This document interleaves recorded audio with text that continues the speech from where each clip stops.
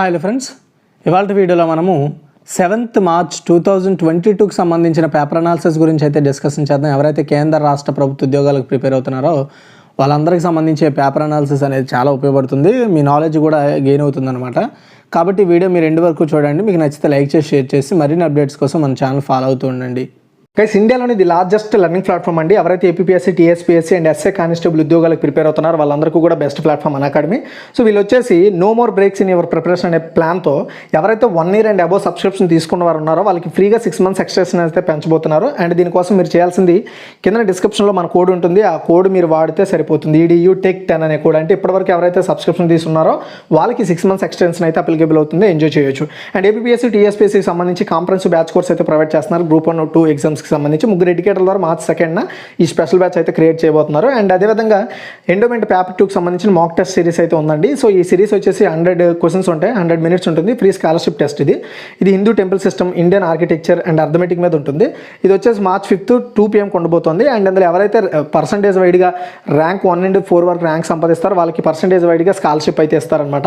అదేవిధంగా మనం చూసుకున్నట్టయితే జూనియర్ అసిస్టెంట్ అండ్ సీనియర్ అసిస్టెంట్కి సంబంధించిన ఎగ్జామ్స్కి ఫ్రీ మాక్ టెస్ట్ ఉందండి. ఇది ఒక్కొక్క పేపర్ వచ్చేసి 100 ప్రశ్నలు కలిగి ఉంటుంది. అండ్ 100 నిమిషాలు అయితే టైం ఇస్తారు. ఇది ఒక ఫ్రీ స్కాలర్షిప్ టెస్ట్. ఇది polity, economy and physical Geography మీద ఉంటుందన్నమాట సిలబస్. ఇందులో కూడా ర్యాంక్ 1 నుండి ర్యాంక్ 4 వరకు అయితే ర్యాంక్ సంపాదిస్తారు. వాళ్ళకి పర్సంటేజ్ వైడ్గా స్కాలర్షిప్ ఇస్తారనమాట సబ్స్క్రిప్షన్ మీద. ఇది March 6th 2 PM ఉండబోతుంది. అదేవిధంగా వీకెండ్ మారథాన్ కూడా ఉందండి. Group 4 ఎగ్జామ్స్కి సంబంధించి పర్టికులర్గా మల్టీ చాయిస్ క్వశ్చన్స్ అయితే ప్రొవైడ్ చేస్తారు. మొత్తం 8 ఎడ్యుకేటర్ల ద్వారా ఇది ప్రొవైడ్ చేస్తున్నారు. March 4th 7 AM స్టార్ట్ కాబోతుంది. అదేవిధంగా వీకెండ్ మారథాన్ కూడా ఉందండి. ఇందులో ఎవరైతే ఏపీ అండ్ తెలంగాణకి సంబంధించి ఎస్ఏ కానిస్టేబుల్ ఉద్యోగాలు ప్రిపేర్ అవుతున్నారు, ఇది మల్టీ చాయిస్ క్వశ్చన్స్ ద్వారా స్పెషల్ సిరీస్ స్టార్ట్ చేశారు. March 5th నుండి 6th వరకు ఉంటుంది. 7 AMకి మొత్తం 8 ఎడ్యుకేటర్ల ద్వారా. అండ్ మీరు ఇక్కడ ప్లస్ సబ్స్క్రిప్షన్ తీసుకున్న వాళ్ళకి వచ్చే ఫ్యూచర్లో ఏంటంటే మొత్తం సిలబస్ అయితే కవర్ చేస్తారండి. అదేవిధంగా కంప్లీట్ ఎగ్జామ్ ప్రిపరేషన్ ప్లాన్ ఉంటుంది. రెగ్యులర్గా డౌట్ క్లియరెన్స్ సెషన్స్ ఉంటాయి. ఫ్రీ టెస్ట్ సిరీస్ ఉంటాయి. వీక్లీ మాక్ టెస్ట్లు ఉంటాయి. మీకు నచ్చిన ఎడ్యుకేటర్ ద్వారా అయితే నేర్చుకునే అవకాశం ఉంటుంది. ఇందులో ఫ్రీకి ప్లస్కి డిఫరెన్స్ చూసుకుంటే ఫ్రీలో అన్ని కూడా లిమిటెడ్, బట్ ప్లస్లో మాత్రం అన్ని కంప్లీట్ అన్లిమిటెడ్ అయితే ప్రొవైడ్ చేస్తారు. ఫ్రీలో మాత్రం అన్నీ కూడా లిమిటెడ్, అది గుర్తుపెట్టుకోండి. తర్వాత మనకి ఇక్కడ 1 month సబ్స్క్రిప్షన్ యాక్చువల్గా 1700 రూపాయలు.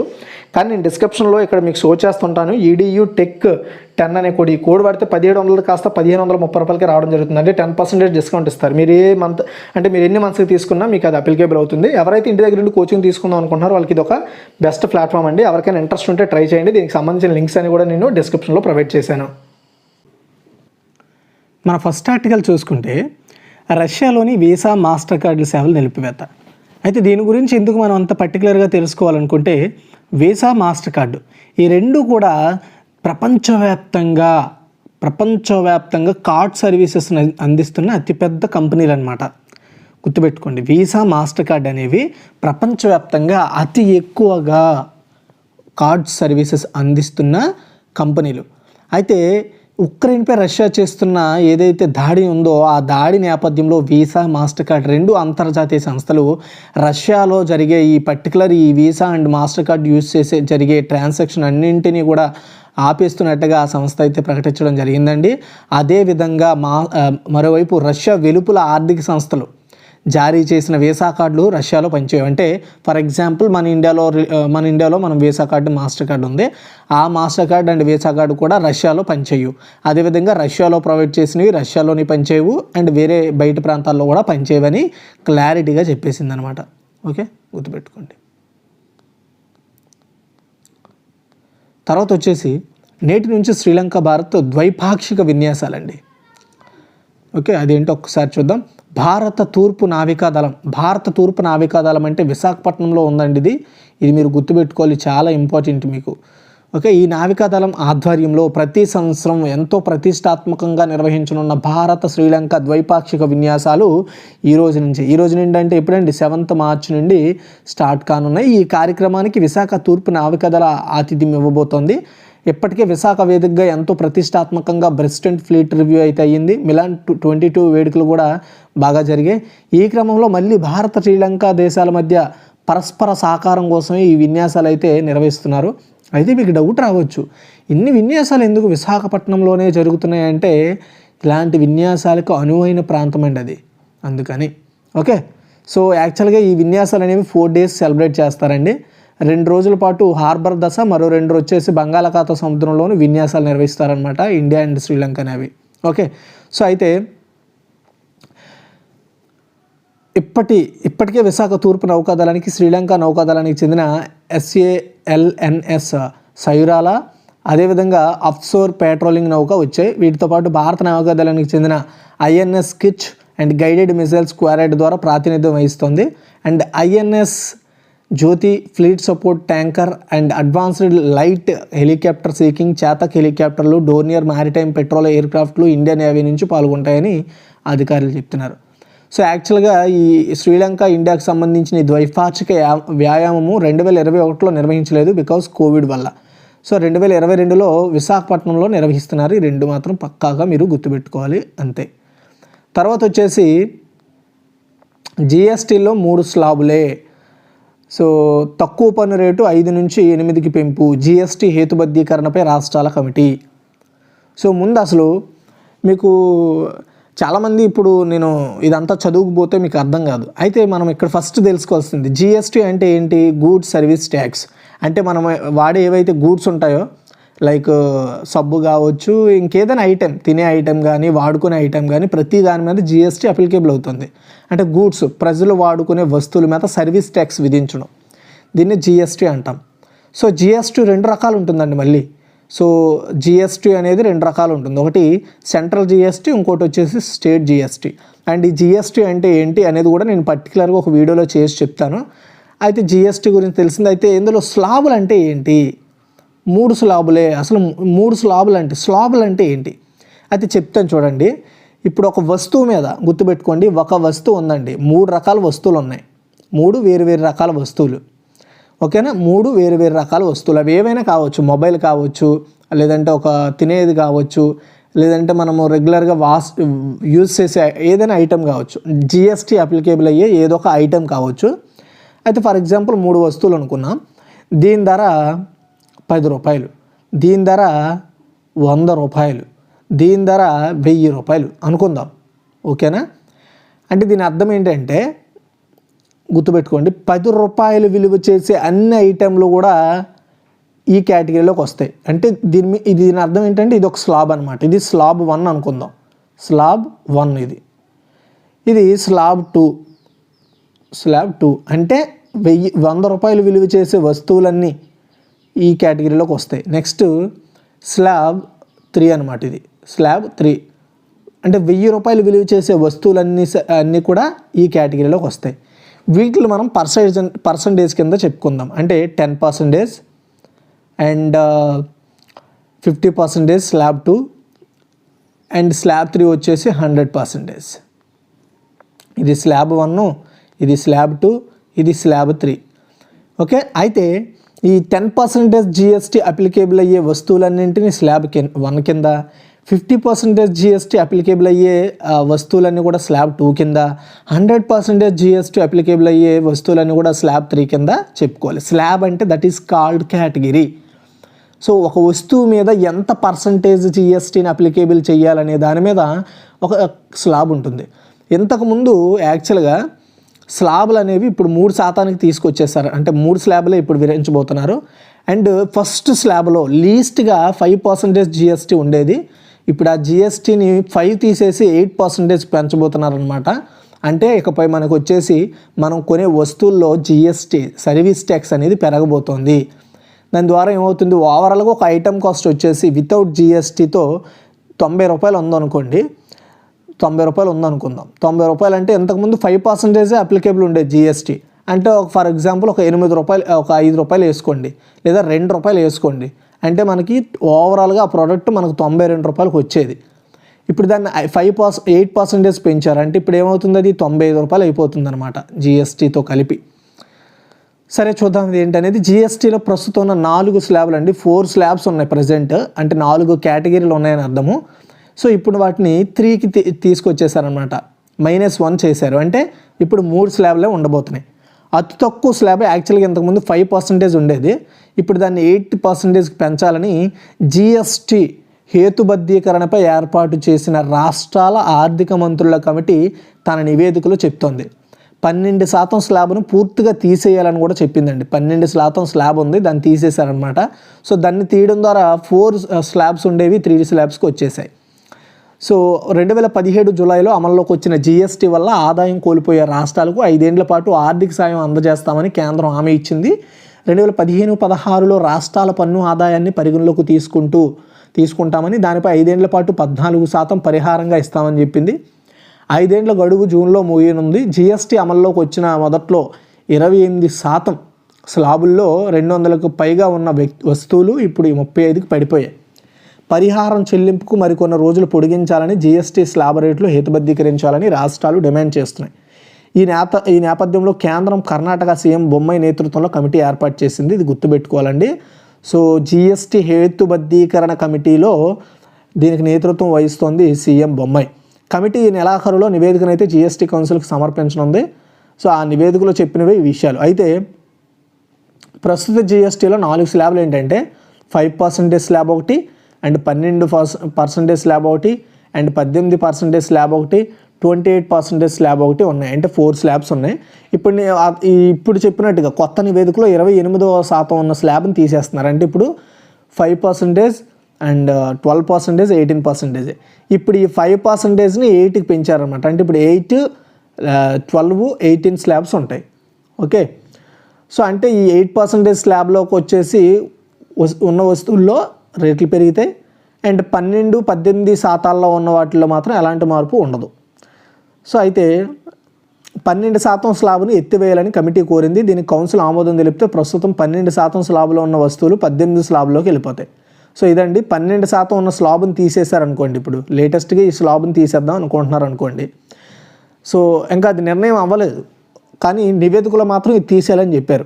అయితే ఇప్పుడు ఈ 12% స్లాబ్లో ఉండే వస్తువులన్నీ 18% స్లాబ్లోకి వెళ్ళిపోతాయి. అంటే ఈ రేటు కూడా పెరిగిపోతుంది. సో అతి తక్కువ పన్ను స్లాబ్ని 8% పెంచడం వల్ల 1.50 లక్షల కోట్లు అదనపు ఆదాయం వస్తుందని అంచనా. అయితే ఈ అదనపు ఖర్చు ఎవరి దగ్గర పడుతుంది? ప్రజల్లో. అంటే ఎవరికి? మన కన్నం, ప్రజలకే కన్నం. అంటే ఇప్పుడు చెప్పాను కదా, 92 రూపాయలకు దొరికే వస్తువు ఇప్పుడు 95 రూపాయలు అయిపోద్ది.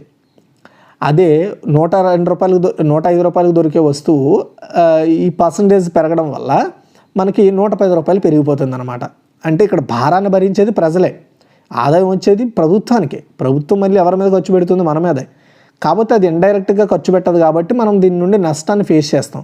ఎందుకంటే ప్రభుత్వం తీసుకొచ్చే ప్రతి స్కీము అందరికీ అప్లికేబుల్ అవ్వదు, కానీ అందరి దగ్గర నుండి మాత్రం జీఎస్టీ వసూలు చేస్తారు. ఇక్కడ మీరు అది గమనించాల్సి ఉంటుందన్నమాట. ఓకేనా?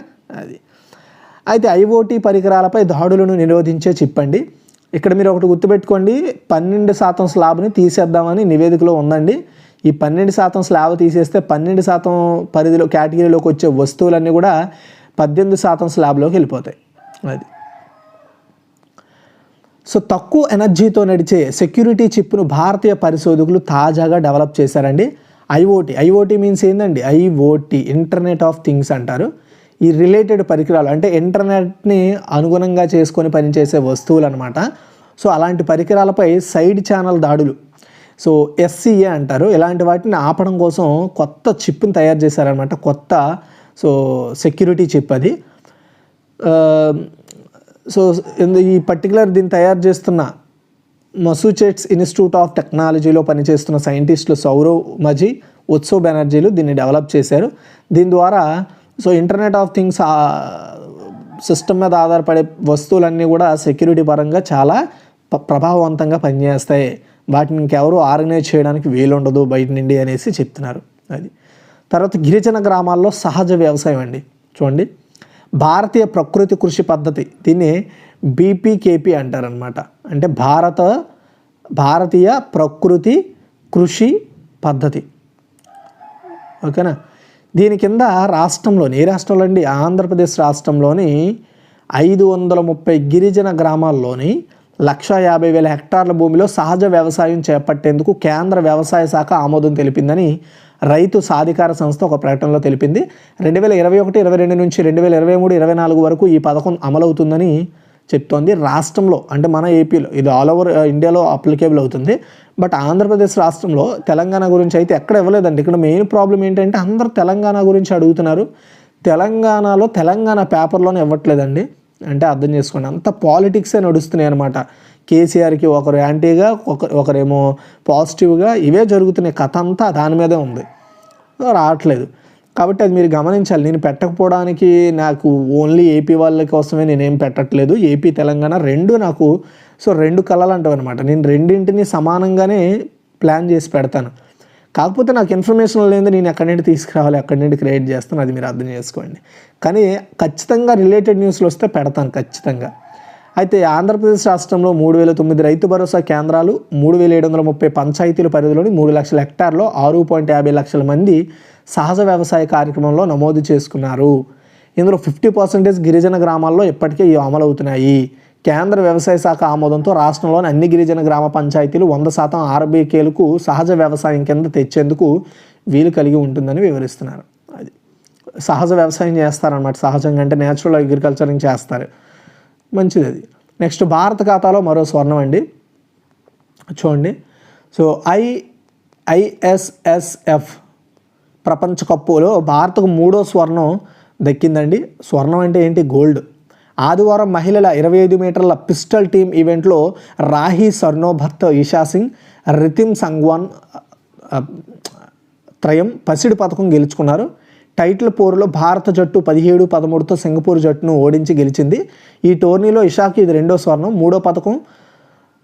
రెండో స్వర్ణం అంటే 2 గోల్డ్, మొత్తం 3 పథకాలు గెలుచుకుంది. ఇంతకుముందు ఆమె మహిళల 100 మీటర్స్ ఎయిర్ పిస్టల్ టీమ్ ఈవెంట్లో విజేతగా నిలిచింది. ఇషా మహిళలు 10 మీటర్ల ఎయిర్ పిస్టల్ వ్యక్తిగత ఈవెంట్లో రజతం సాధించింది.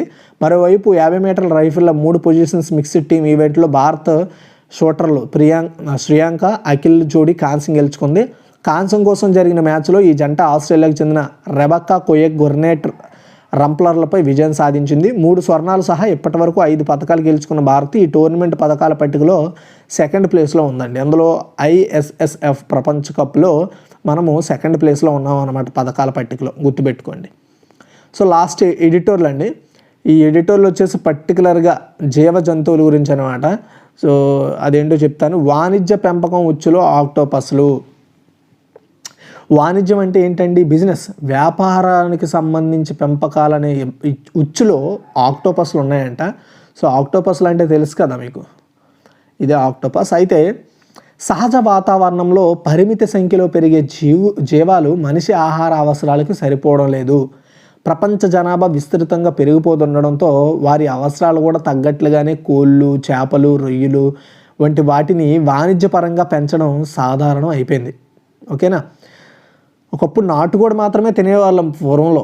ఇప్పుడు ఫారం కోళ్ళు, కోళ్ళు, బ్రాయిలర్ కోళ్ళు మొత్తం ఎలా వచ్చేసాయంటే, చూడండి, అంటే ప్రజలకు కావాల్సిన ఏదైతే ప్రొడక్ట్ ఉంటుందో దాని ప్రొడక్టివిటీని పెంచడానికి సులభమైన పద్ధతులను పెంచేశారనమాట. మనం అనుకుంటాం కోడి తినడం చాలా హ్యాపీగా, కానీ అలాంటి కోళ్ళు తినడం ఎంత ప్రమాదకరమో అనేది ఫ్యూచర్లో తెలుస్తూ ఉంటుంది మనకి, దాని నుండి వచ్చే పరిణామాలు. తాజాగా ఆ జాబితాలో ఆక్టోపస్ కూడా చేరింది.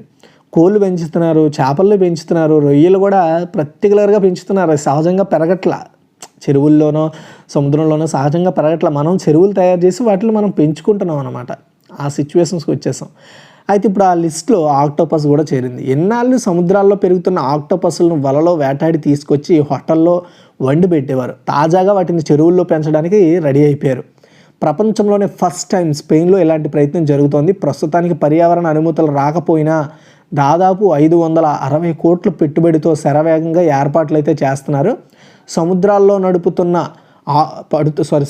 పడుతున్న ఆక్టోపస్లు సరిపోకపోవడంతో స్పెయిన్లో కొత్తగా వాటి పెంపకానికి న్యూవా పెస్కోనోవా సంస్థ రెడీ అయింది.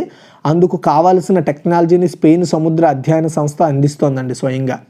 దాదాపు దశాబ్దం నుంచి జోరుగా సాగుతున్న ఆక్టోపస్ల వ్యాపారం ఇటీవల కాలంలో బాగా ఎక్కువైపోయింది. ఆక్టోపస్లు తినడం. 2010లో ప్రపంచవ్యాప్తంగా ఆక్టోపస్ల వ్యాపారం $130 కోట్ల అంటే ఒక్కసారి ఆలోచించండి. 2010లోనే. 2019 నాటికి అది 272 కోట్లు అయిపోయింది. ఐక్యరాజ్య సమితి ఆహార వ్యవసాయ సంస్థ లెక్కలు చెబుతున్న ఈ విషయాలన్నీ కూడా. మనుషులు ఆహారంగా తీసుకునే సముద్ర జీవుల్లో దాదాపు సగం దాకా విడిగా చెరువుల్లో పెంచేవే. ఇప్పుడు సముద్రాల్లో వేట ద్వారా తెచ్చేవి సరిపోకపోవడంతో ఇలా చేయాల్సి వస్తుంది. చెరువుల్లో పెంచిన చేపలకు సముద్రంలో పట్టే వాటికి రుచిలో చాలా తేడా ఉంటుందని, ఆక్టోపస్ల విషయంలో కూడా అదే జరుగుతుందని కూడా కొంతమంది చెప్తున్నారు. ఏదైనా అంతేనండి, దాని రిసోర్సెస్ ద్వారా ఇప్పుడు మనం చాలా న్యాచురల్గా, ఫర్ ఎగ్జాంపుల్ చాలా న్యాచురల్గా మంచి ఫుడ్ తింటున్నాము. అలాంటిది రోజు మీరు so chemical foods like masala foods, fast foods ఎక్కువ తినండి. మీరు ఎంత చేంజెస్ చూస్తారు, బాగా ఊబకాయం వచ్చేయడం, కొవ్వు పెరిగిపోవడం, ఏ పని చేయలేకపోవడం, అలసట వచ్చేయడం, బీపీ, షుగర్ అన్నీ హై లెవెల్లో పెరిగితే కదా. సో అదే మనం న్యాచురల్ ఫుడ్, మంచి డైట్ని ఫాలో అయితే ఏమవుతుంది, అవన్నీ కంట్రోల్లో ఉంటాయి అన్నమాట. కాబట్టి దానికే ఉంటుంది. సో సముద్రంలో పుట్టు పెరిగే వాటిని తింటే ఒక టేస్ట్ ఉంటుంది, అదే చెరువుల్లో పుట్టు తినేవి తింటే వేరే ఒక టేస్ట్ ఉంటుంది. సాధారణంగా ఆక్టోపస్ల జీవితకాలం 4 నుంచి 5 ఏళ్ళు మాత్రమే ఉంటుంది. కొన్ని జాతులు అయితే 6 నెలలకే చచ్చిపోతాయి. వాటికి చేపలు, రొయ్యలు, పీతలను మేతగా వేస్తారు. మిగిలిన ప్రాణుల కంటే ఆక్టోపస్లు చాలా ఇంటెలిజెంట్ అంట. మనం వాటి వైపు చూస్తే అవి మన వైపు చూస్తాయని, మనం ఏమైనా చెబితే వాటికి కొంత అర్థమవుతుందని యూకేలో అక్వేరియంలో ఆక్టోపస్లను పెంచుతున్న డేవీ జోన్స్ చెప్తున్నారు. వాటికి ఆనందం, ఉత్సాహం, ఉత్సుకత లాంటివి మాత్రమే కాకుండా నొప్పి, బాధ, ఆందోళన ఇవన్నీ కూడా ఉన్నాయని చెప్తుంది. ప్రస్తుతం ఏటా 3.50 లక్షల టన్నుల ఆక్టోపస్లను ప్రపంచవ్యాప్తంగా పట్టుకుంటున్నారు. 1950తో పోలిస్తే ఇది 10 రెట్లు పెరిగిపోయింది. వాటి సంఖ్య తగ్గే కొద్దీ ధర కూడా పెరుగుతుంది. అంతే కదా, మనకి ఏదైతే అవైలబిలిటీ తక్కువ ఉంటుందో దాని కాస్ట్ ఎక్కువ ఉంటుంది. దక్షిణ కొరియా లాంటి కొన్ని దేశాల్లో వాటిని బతికుండగానే తినేస్తారు. ఇతర దేశాల నుంచి వాటికి డిమాండ్ పెరుగుతుండటం, ధర కూడా పెరగడం వల్ల వాణిజ్యపరంగా వాటిని పెంచాలన్న ఆలోచన పెరిగిపోయింది. స్పానిష్ బహుళజాతి సంస్థ న్యూవా పెస్కోవా ఈ రేసులో ముందుంది. 2023 వేసవి నాటికల్లా చెరువుల్లో పెంచిన ఆక్టోపస్ల సరఫరా స్టార్ట్ చేయాలని ఆలోచనలో ఉన్నారు. ఏడాదికి దాదాపు 3,000 టన్నుల ఆక్టోపస్లను ఉత్పత్తి చేయాలనేది ఆ సంస్థ టార్గెట్. నైతికత దృష్ట్యా, పర్యావరణ పరంగాను ఆక్టోపస్లను అలా చెరువుల్లో వాణిజ్య స్థాయిలో పెంచడం ఏమాత్రం సరికాదని వివిధ దేశాల నుంచి నిరసనలు వెల్లువెత్తుతున్నాయి. And Compassion in World Farming సంస్థ స్పెయిన్ సహా పలు దేశాల్లోని ప్రభుత్వాలకు లెటర్స్ రాసింది. ఆ పెంపకాన్ని నిషేధించాలని కూడా కోరింది. 2021లో వచ్చి ఆస్కార్ పురస్కారాన్ని గెలుచుకున్న మై ఆక్టోపస్ టీచర్ అనే డాక్యుమెంటరీ చూస్తే ఆక్టోపస్లు ఎంత బుద్ధిజీవులో మనకు తెలుస్తుంది. అలాంటి వాటిని సహజ వాతావరణానికి దూరం చేసి వాటి జ్ఞాపక శక్తి, తెలివితేటలను నాశనం చేయడం కరెక్ట్ కాదు. పైపెచ్చు వాటిలో స్వజాతి భక్షణ గుణం సైతం ఉంది. చెరువుల్లో ఒకటి కంటే ఎక్కువ ఉంటే ఒకదాన్ని మరొకటి తినేసే ప్రమాదం కూడా ఉంది. గతంలో వాటిని పెంచాలన్న కొన్ని ప్రయత్నాలు అందుకే ఫెయిల్ అయ్యాయి. సో పెటా లాంటి సంస్థలు ఈ పెంపకంపై తీవ్ర నిరసన వ్యక్తం చేస్తున్నాయి. పెద్ద ఎత్తున ఆక్టోపస్ల వాణిజ్యం పెంపకం వల్ల వాతావరణంలో నైట్రోజన్, ఫాస్ఫరస్ స్థాయిలు పెరిగిపోతాయని పరిశోధకులు చెప్తున్నారు.